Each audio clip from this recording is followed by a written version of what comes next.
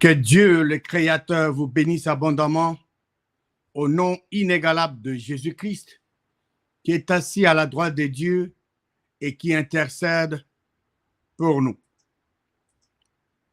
Je rends grâce à Dieu, le Créateur, pour ce privilège qu'il me donne de partager sa parole merveilleuse à vous qui êtes ses enfants. C'est moi, Tito Mbanda. Bienvenue à cette émission. Que dit la parole de Dieu? Aujourd'hui, nous allons considérer les thèmes suivants. Allez dire que le Créateur a ressuscité Jésus-Christ des morts. Allez dire que le Créateur a ressuscité Jésus-Christ des morts. Nous irons dans les Écritures pour voir ce que la parole de Dieu nous dit au sujet de la résurrection de Jésus-Christ. Mais avant d'examiner le message des anges aux femmes qui étaient au sépulcre, je voudrais que nous puissions examiner le message des anges aux femmes en nous rappelant la vérité mal interprétée et enseignée. Deux grandes vérités dans la parole de Dieu qui ont été mal interprétées et enseignées aux gens. La première vérité qui a été mal interprétée et enseignée aux gens concerne la croix que Jésus-Christ porta. En examinant les évangiles de Matthieu, de Marc, de Luc, nous voyons d'une manière claire que Jésus-Christ n'a jamais porté la croix en bois. Jésus-Christ n'a jamais touché la croix en bois. Selon l'exactitude de la parole de Dieu, la personne qui avait porté la croix de Jésus-Christ s'appelle Simon de Cyrène. Simon, il était de Cyrène. Simon de Cyrène. C'est Simon de Cyrène est le père d'Alexandre et de Rufus. Ce monsieur, Simon de Cyrène, revenait des champs. Il passait devant le prétoire. Et quand le militaire sortait avec Jésus-Christ pour aller le crucifier, ils ont chargé ce monsieur, Simon de Cyrène, pour qu'il puisse porter la croix de Jésus-Christ. Et c'est Simon de Cyrène qui a porté la croix de Jésus-Christ jusqu'à Golgotha. Et selon la parole de Dieu, selon l'évangile de Jean, qui parle que Jésus-Christ porta sa croix. La croix que Jésus-Christ porta, c'est quoi? Comporte de quoi? La croix que Jésus-Christ porta comportait de nos péchés, de nos maladies, de nos souffrances. C'est ça. Jésus-Christ porta la croix spirituelle, la croix en bois. N'allait accomplir rien du tout pour vous et pour moi. La deuxième vérité mal interprétée et enseignée aux gens concerne le jour où Jésus-Christ mourut.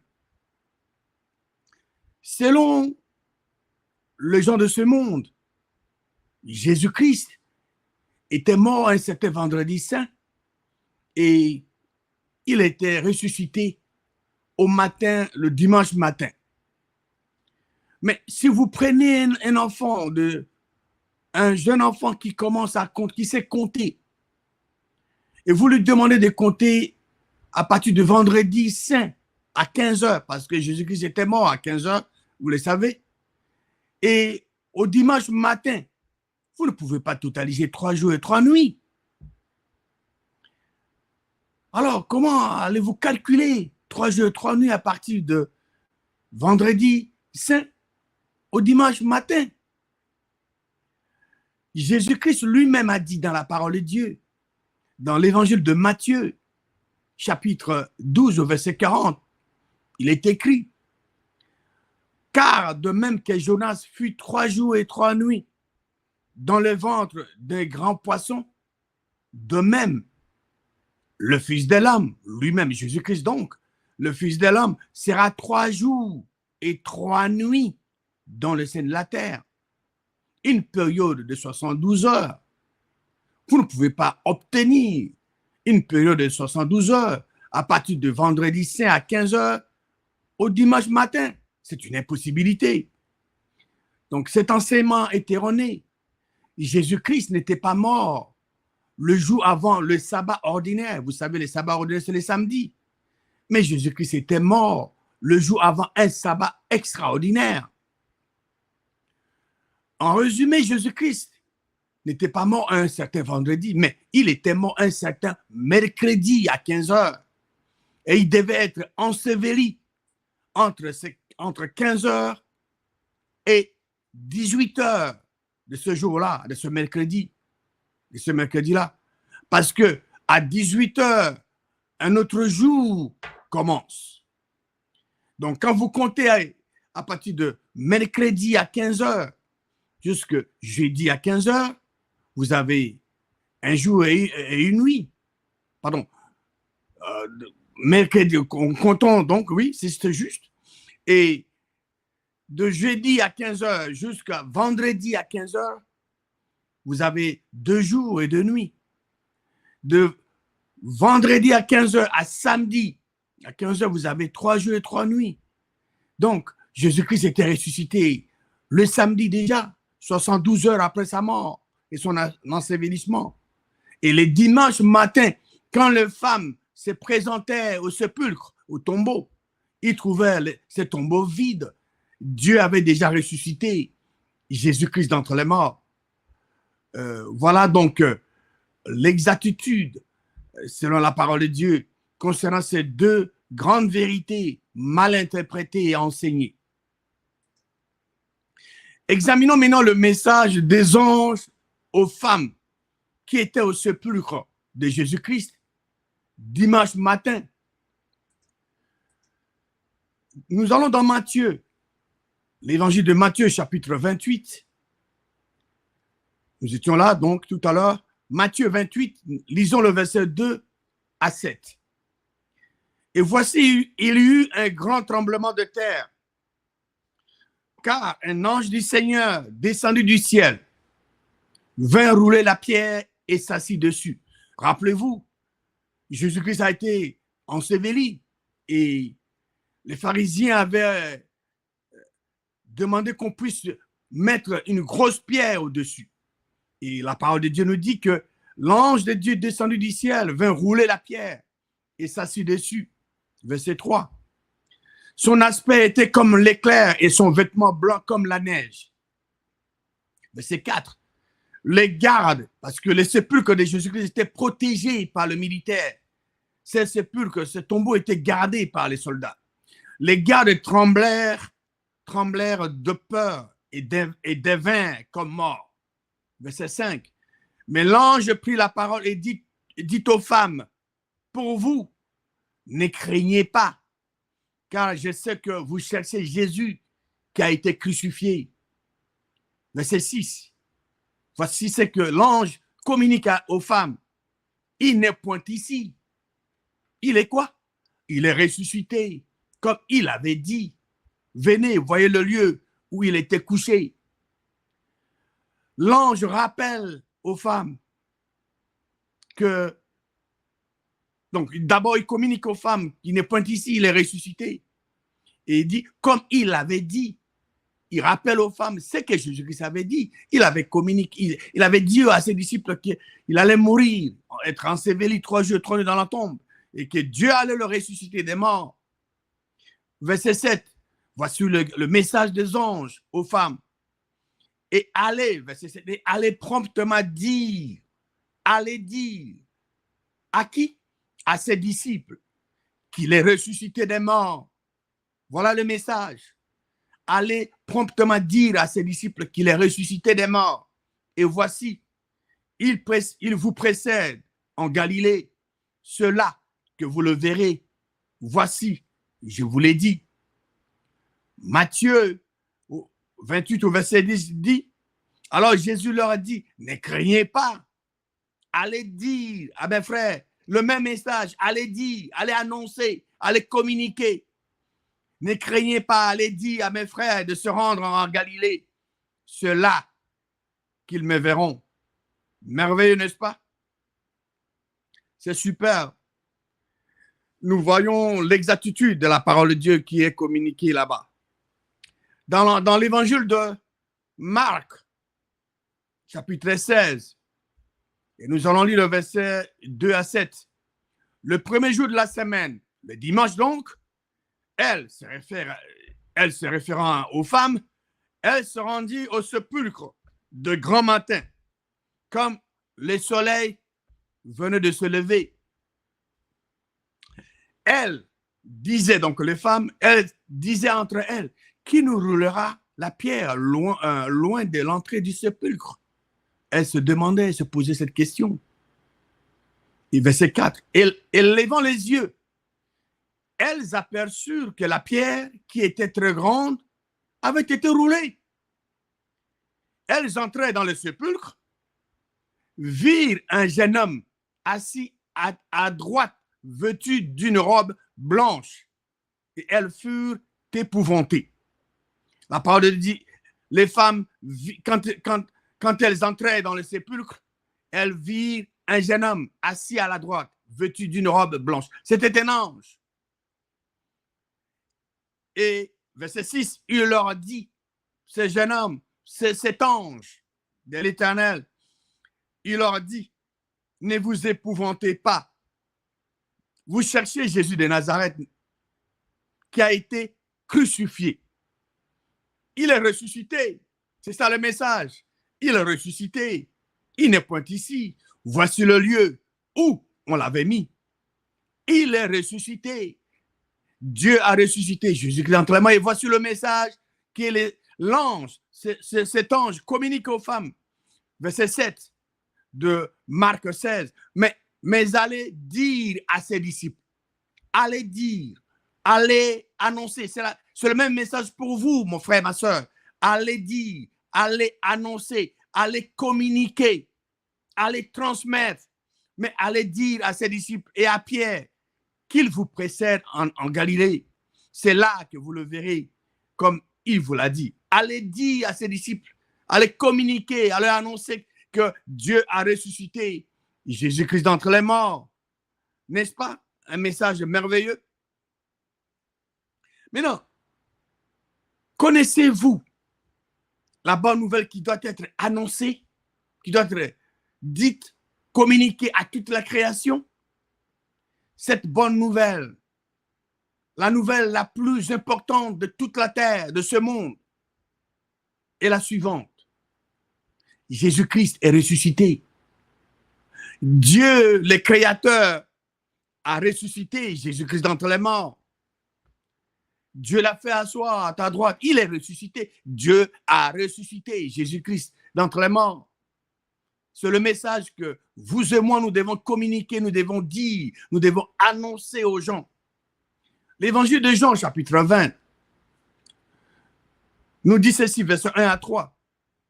Le premier jour de la semaine, c'est le dimanche, Marie de Magdala se rendit au sépulcre dès le matin, comme il faisait encore obscur, et elle vit que la pierre était ôtée du sépulcre.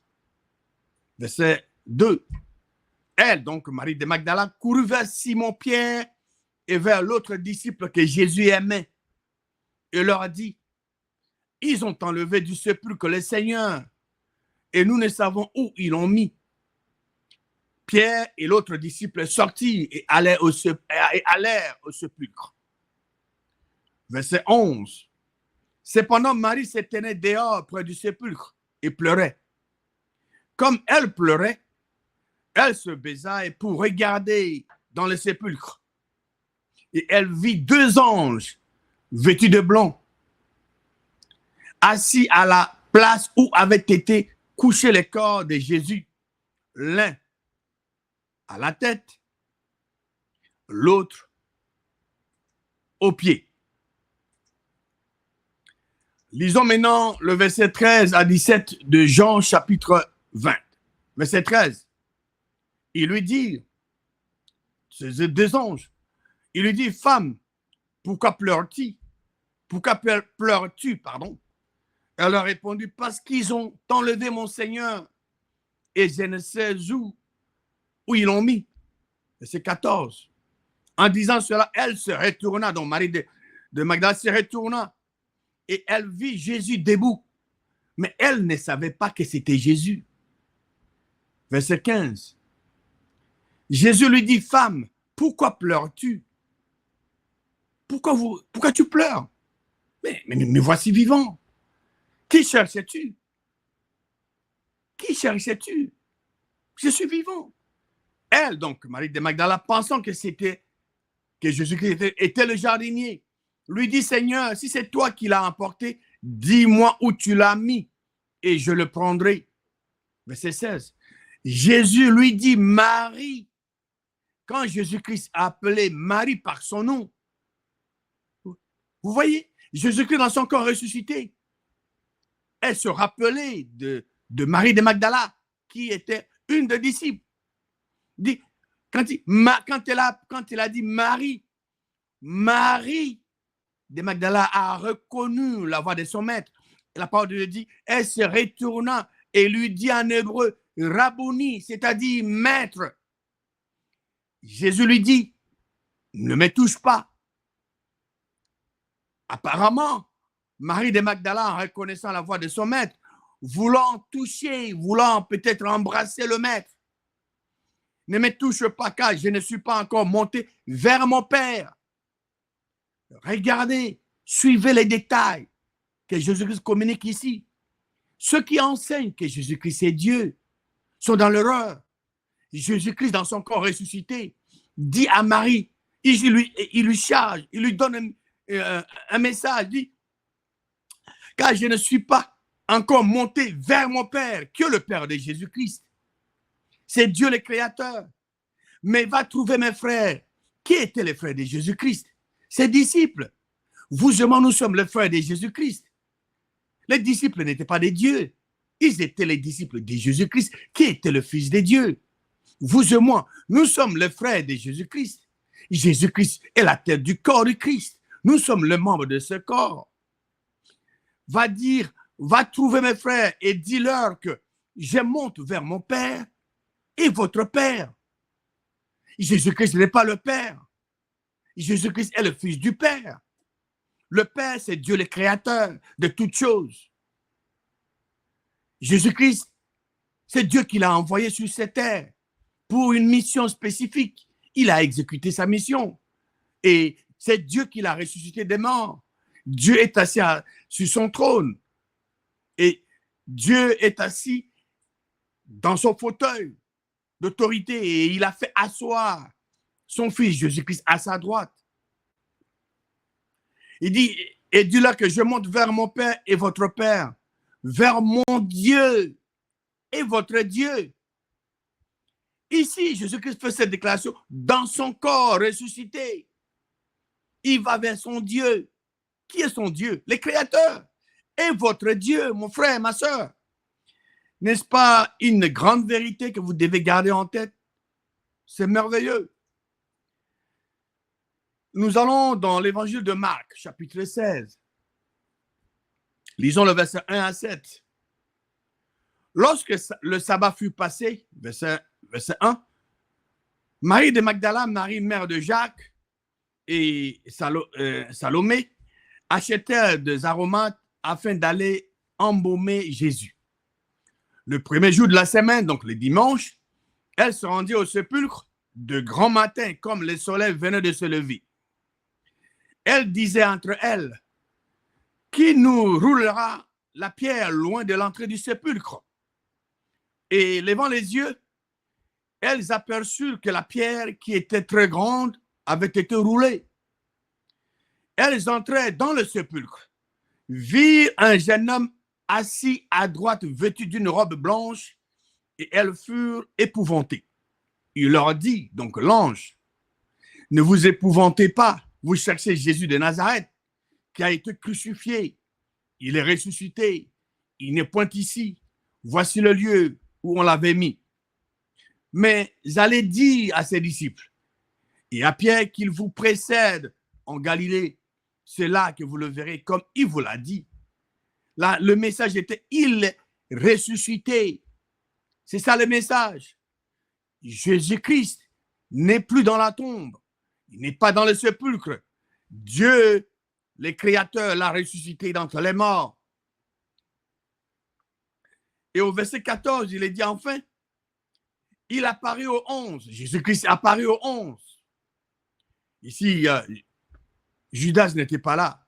Non, Thomas, pardon. Il apparaît aux 11. Pendant qu'ils étaient à table, il leur reprocha de leur incrédulité et la dureté de leur cœur parce qu'ils n'avaient pas cru ce qu'il avait vu ressusciter. Verset 15. Puis il leur dit, allez par tout le monde et prêchez la bonne nouvelle à toute la création. Quelle était la bonne nouvelle que les disciples de Jésus-Christ devaient annoncer à toute la création, devaient prêcher à toute la création? La parole de Dieu va nous donner la réponse. Verset 16. Celui qui croira. Ici, les contextes, c'est simple. Hein? Les contextes, c'était la résurrection de Jésus-Christ. Jésus-Christ était mort. Il était enseveli 3 jours, 3 nuits dans la tombe. Dieu, le Créateur, l'a ressuscité d'entre les morts. Il est apparu aux 11. Ici, il est dans son corps ressuscité. Et il leur a dit d'aller annoncer. Vous me voyez, n'est-ce pas? J'étais mort, n'est-ce pas? Dieu m'a ressuscité. Allez annoncer. C'était la bonne nouvelle. Cette bonne nouvelle devait être communiquée à toute la création. C'est lui, la bonne nouvelle, c'est la résurrection de Jésus-Christ. Celui qui croira et qui sera baptisé sera sauvé. Mais celui qui ne croira pas sera condamné. Celui qui croira quoi? Que Dieu a ressuscité Jésus d'entre les morts, qui sera baptisé, sera sauvé. C'est ça, c'est simple. Toute personne qui croit que Dieu a ressuscité Jésus d'entre les morts, cette personne sera sauvée. Mais celui qui ne croira pas quoi? Celui qui ne croira pas que Dieu a ressuscité Jésus-Christ d'entre les morts sera condamné. Voici les miracles qui accompagneront ceux qui auront cru. Ceux qui auront cru quoi? Ceux qui auront cru que Dieu a ressuscité Jésus-Christ d'entre les morts. En mon nom, ils chasseront le démon. Ils parleront de nouvelles langues. Le miracle accompagneront ceux qui auront cru quoi? Ceux qui auront cru que Dieu a ressuscité Jésus-Christ d'entre les morts. Ils saisiront de serpents par hasard. C'est pas que vous voyez un serpent et puis bon, j'ai la puissance, vous dites vous-même, j'ai la puissance de Dieu, je vais aller saisir ce serpent, il va vous mordre. Donc c'est par hasard. Donc, s'ils boivent quelques breuvages mortels, ils ne leur feront point de mal. Ils imposeront les mains aux malades et les malades seront guéris. Le Seigneur, après leur avoir parlé, fut enlevé au ciel. Il s'assit à la droite de Dieu le Créateur. Pour ceux qui ont cru à la résurrection de Jésus-Christ, savez-vous ce que cette résurrection vous a apporté? Il y a beaucoup de choses que cette résurrection vous a apporté. Je vais partager quelques exemples avec vous ici. Aujourd'hui, de nombreux chrétiens savent et croient que Jésus-Christ a été crucifié pour eux. Ils savent ça. Mais la grandeur du christianisme ne s'arrête pas à la croix. La grandeur du christianisme réside dans le fait que quelque chose de spécial s'est produit après la mort de Jésus. Quelque chose s'est produit qui n'est jamais arrivé à aucun autre être humain. Dieu, le Créateur, a ressuscité Jésus-Christ d'entre les morts pour ne plus mourir. Jésus-Christ est ressuscité. 40 jours plus tard, Dieu l'a fait monter au ciel. Il l'a fait asseoir à sa droite dans le lieu céleste, comme nous pouvons le lire dans Éphésiens 1, verset 20. La résurrection et l'ascension de Jésus-Christ ont fourni à l'humanité une nouvelle façon de vivre, donnant à ceux qui croient au Fils de Dieu, donc, une position de puissance. Qu'est-ce qui arrive à une personne qui croit à la résurrection de Jésus-Christ? Romains chapitre 10, verset 9 nous donne la réponse. Cette personne est sauvée en recevant les dons du Saint-Esprit. Cette personne reçoit en elle Christ ressuscité. Cette personne reçoit Christ en elle, comme cela est dit dans Colossiens chapitre 1, verset 27. Il est écrit: à qui Dieu a voulu faire connaître quelle est la glorieuse richesse de ce mystère parmi les païens, savoir Christ en vous, l'espérance de la gloire. Christ ne peut être en vous que quand vous confessez de votre bouche le Seigneur Jésus et quand vous croyez dans votre cœur que Dieu a ressuscité Jésus-Christ d'entre les morts. Et vous obtenez la rémission de péché et Dieu le Créateur vous donne les dons du Saint-Esprit. Vous devenez fils ou fille de Dieu à jamais. Donc, à qui Dieu a voulu faire connaître quelle est la glorieuse richesse de ce mystère parmi le païen, savoir Christ en vous, l'espérance de la gloire, Christ en vous. Christ est partout dans votre corps. Cette personne qui est née de nouveau de l'Esprit de Dieu, qui a confessé Romains 10, 9 et 10, devient fils ou fille de Dieu. Cette personne devient héritière de Dieu. Héritier ou héritière de Dieu. Comme cela est dit dans Romains chapitre 8, versets 16 et 17. L'Esprit lui-même rend témoignage à notre esprit que nous sommes enfants de Dieu. Verset 17. Or, si nous sommes enfants, nous sommes aussi héritiers de Dieu et co-héritiers de Christ. Si toutefois nous souffrons avec lui, afin d'être glorifiés avec lui. Toute personne qui a confessé de sa bouche le Seigneur Jésus et qui a cru dans son cœur que Dieu a ressuscité Jésus-Christ entre les morts, reçoit le don du Saint-Esprit. Et la grande chose, la grande vérité que vous devez garder en tête, que quand Jésus-Christ mourait sur la croix, vous qui êtes nés de nouveau l'Esprit de Dieu, quand Jésus-Christ mourait, vous mourriez avec lui. Quand Jésus-Christ était enseveli, vous étiez enseveli avec lui. Quand Dieu le Créateur a ressuscité Jésus-Christ entre les morts, Dieu vous a ressuscité ensemble avec lui. Quand Dieu le Créateur a fait asseoir Christ à sa droite dans le lieu céleste, Dieu le Créateur vous a fait asseoir ensemble avec Christ à sa droite. Il y a beaucoup de grandes bénédictions que vous recevez en croyant à la résurrection de Jésus-Christ. Allez donc annoncer, allez dire, allez annoncer, allez communiquer, allez prêcher à toute la création que Dieu, le Créateur, a ressuscité Jésus-Christ d'entre les morts. Que Dieu vivant et vrai vous bénisse abondamment au nom puissant et victorieux de Jésus-Christ.